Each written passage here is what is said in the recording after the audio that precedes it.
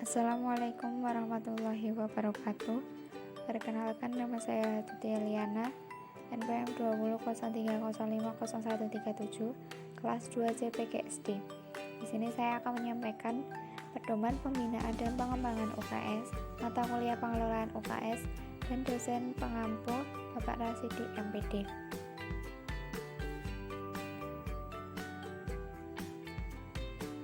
Di sini saya akan menyampaikan beberapa poin. Yang pertama yaitu pendahuluan, 2 penyusunan rencana kegiatan UKS, 3 pelaksanaan program pokok UKS dan sastra, 4 monitoring, evaluasi, dan pelaporan. Yang pertama yaitu pendahuluan.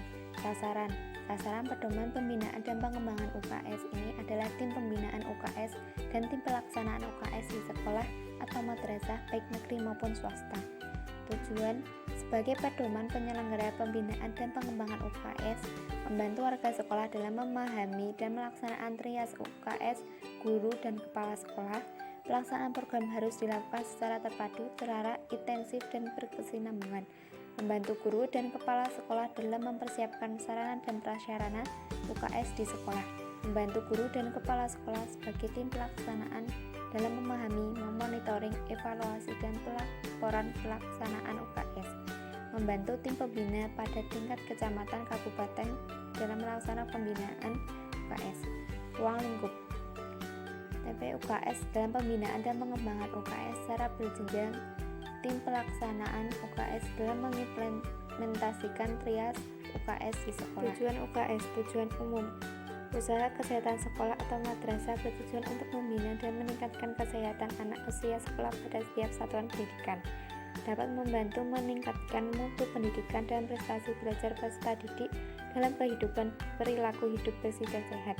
Tujuan khususnya meningkatkan sikap dan keterampilan untuk melaksanakan pola hidup bersih dan sehat, meningkatkan hidup sehat dan sehat baik dalam bentuk fisik, non-fisik, mental maupun sosial, bebas dari pengaruh dan penggunaan obat-obatan terlarang dan berbahaya, meningkatkan kemampuan hidup sehat peserta didik, memiliki sikap keyakinan daya tangkal bahwa perbuatan yang harus dihindari.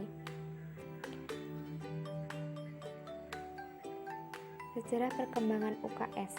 Tahun 1956 telah dirilis kerjasama antara Departemen Kesehatan, Departemen Pendidikan dan Kebudayaan, dan Departemen Dalam Negeri dalam bentuk proyek program UKS perkotaan di Jakarta dan UKS pedesaan di Bekasi. Tahun 1970 dibentuk Panitia Bersama Usaha Kesehatan Sekolah yang pada tahun 1980 ditingkatkan menjadi keputusan bersama Menteri Pendidikan dan Kebudayaan dan Menteri Kesehatan tentang pembentukan kelompok kerja usaha kesehatan sekolah. Tahun 1982 ditandatangani piagam kerjasama antara Direktur Jenderal Pembinaan Kesehatan Masyarakat Departemen Kesehatan dan Direktur Jenderal Pembinaan Kelembagaan Agama Islam Departemen Agama tentang pembinaan kesehatan anak dan perguruan agama Islam. Tahun 1984 untuk lebih memantapkan pembinaan usaha kesehatan sekolah secara terpadu, diterbitkanlah surat keputusan bersama SKP 4 Menteri antara Menteri Pendidikan dan Kebudayaan, Menteri Kesehatan, Menteri Agama, dan Menteri Dalam Negeri Republik Indonesia tahun 2003. Seiring dengan perubahan sistem pemerintahan di Indonesia dari sentralisasi menjadi desentralisasi dan perkembangan di bidang pendidikan dan kesehatan, maka dilakukan penyempurnaan SKP 4 Menteri tahun 1984. Ruang lingkup 1. Pendidikan kesehatan, 2. Pelayanan kesehatan, 3. Pembinaan lingkungan sekolah sehat. Sasaran UKS, warga sekolah atau madrasah seperti kepala sekolah atau madrasah, guru, peserta didik, pegawai sekolah, unsur puskesmas, dan unsur tim pelaksanaan sekolah dari tingkat pendidikan usia dini sampai dengan tingkat pendidikan menengah atas. SLB termasuk peserta didik, pondok pesantren, dan lingkungan keluarga serta lingkungan masyarakat sekitar sekolah.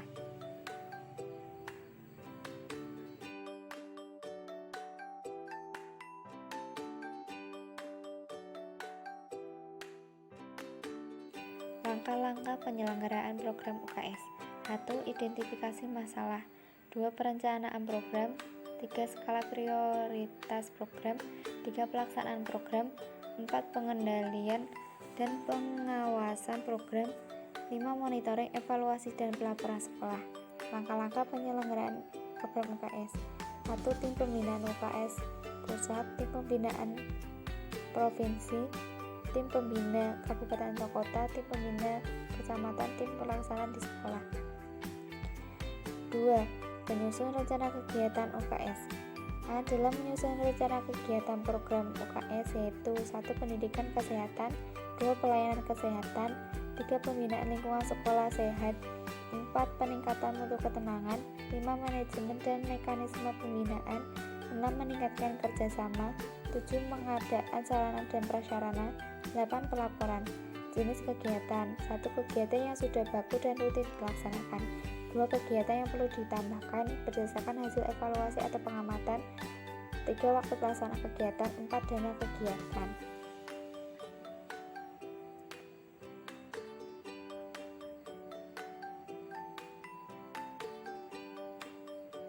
Tiga. Pelaksanaan trias UKS dan sastra.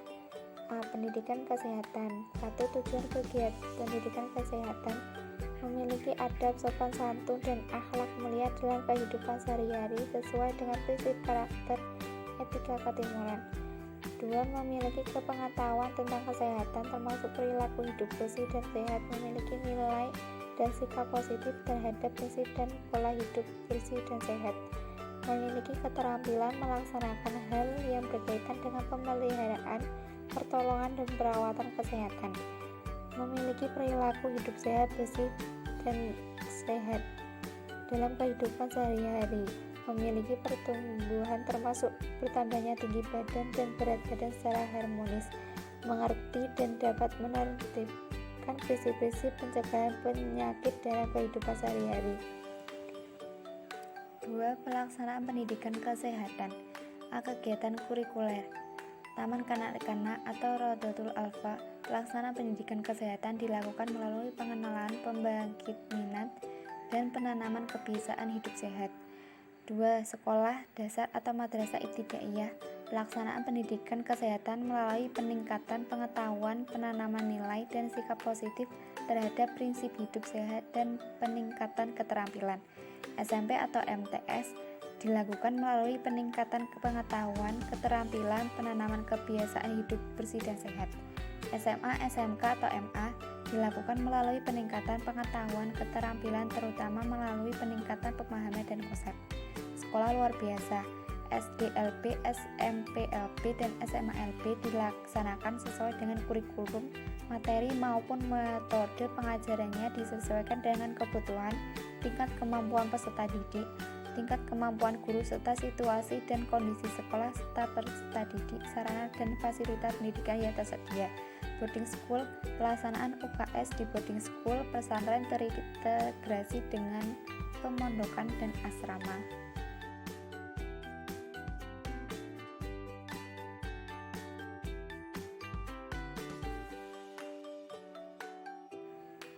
Kegiatan ekstrakurikuler. Kegiatan ekstrakurikuler yang berkaitan dengan pendidikan kesehatan antara lain 1. Wisata siswa, kemah atau persami, ceramah, diskusi, simulasi, bermain peran, dan talkshow. Lomba-lomba, bimbingan hidup sehat, apotek hidup, kebun sekolah, kerja bakti, majalah dinding, pramuka, piket sekolah. Pendekatan dan metode. Pendekatan individual, pendekatan kelompok seperti kelompok kelas, kelompok bebas, lingkungan keluarga, dan teman sebaya. Metode belajar kelompok, kerja kelompok atau penugasan, diskusi, belajar perorangan, pemberian tugas, pemeriksaan langsung, karya wisata, bermain bersama, bermain peran, drama, dan demonstrasi. Pelayanan kesehatan.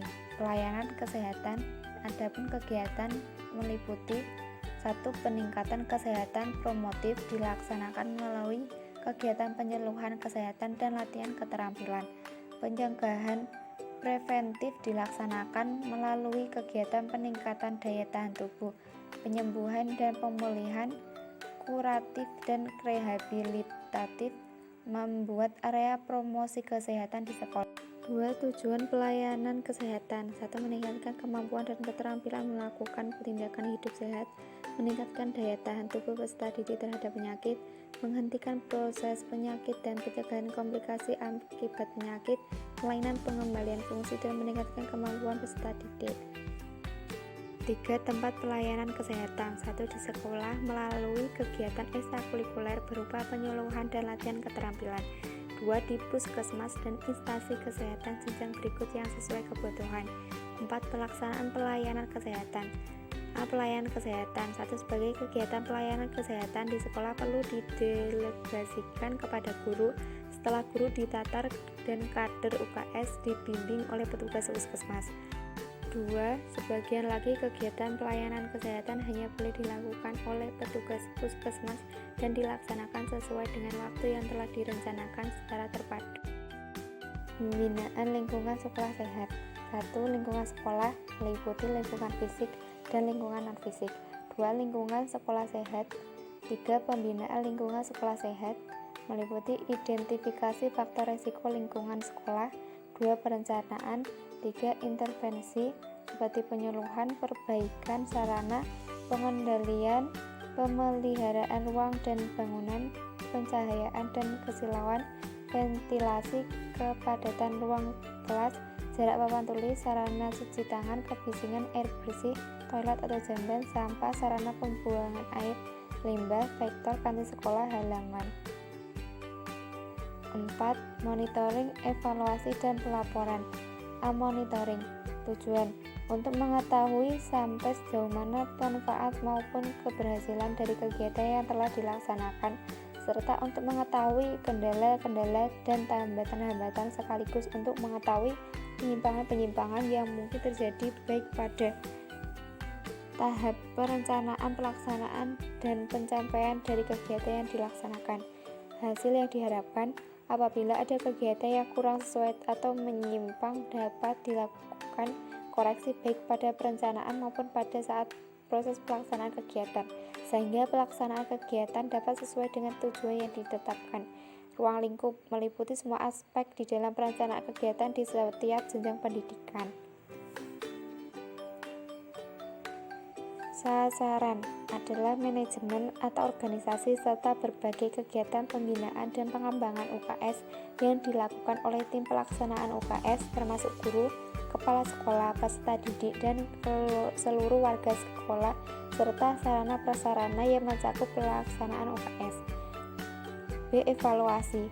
1. Tujuan memberikan umpan balik sebagai dasar penyempurnaan program pembinaan dan pengembangan, mengukur keberhasilan seluruh program yang dilaksanakan pada akhir kegiatan untuk mendapatkan bahan-bahan informasi tentang pelaksanaan program yang telah disusun. Sasaran peserta didik, lingkungan sekolah, dampak pembinaan terhadap perilaku peserta didik, pengelolaan kegiatan pada setiap jenjang, manajemen atau pengelolaan kegiatan pada setiap jenjang. Unsur-unsur yang dievaluasi: perubahan tingkat pengetahuan yang berhubungan dengan kesehatan, perubahan sikap dan penghayatan terhadap prinsip dan pola hidup, perubahan tingkah laku kebiasaan hidup sehari-hari, kemampuan hidup sehat dan derajat kesehatan, perubahan keadaan lingkungan khususnya lingkungan sekolah dan lingkungan tempat tinggal, tingkat keberhasilan maupun ketidakkeberhasilan kegiatan pembinaan dan pengelolaan. Evaluasi menyeluruh yang merupakan satu kesatuan, berkesinambungan, objektif, dan pedagogis. Cara dan teknis evaluasi. Cara evaluasi dilakukan dengan bentuk kualitatif dan kuantitatif. Teknik evaluasi penilaian melalui tes pengamatan. Pelaporan. Tujuan untuk mengetahui daya guna, hasil guna, dan tempat guna serta penyimpangan yang mungkin terjadi pada waktu pelaksana kegiatan. Sasaran manajemen atau pengelola kegiatan, jenis kebersihan dan ketidakberhadian kegiatan, upaya-upaya pengembangan yang dilaksanakan, waktu laporan tengah tahunan yang disampaikan pada bulan Juli, laporan tahunan disampaikan pada bulan Januari, hal-hal yang perlu dilaporkan, kegiatan trias UKS seperti pendidikan kesehatan, kurikuler dan ekstrakurikuler, 2 pelayanan kesehatan, 3 pembinaan lingkungan sekolah, dampak pelaksanaan UKS terhadap peserta didik dan pengelolaan UKS. Sekian dari saya. Wassalamualaikum warahmatullahi wabarakatuh.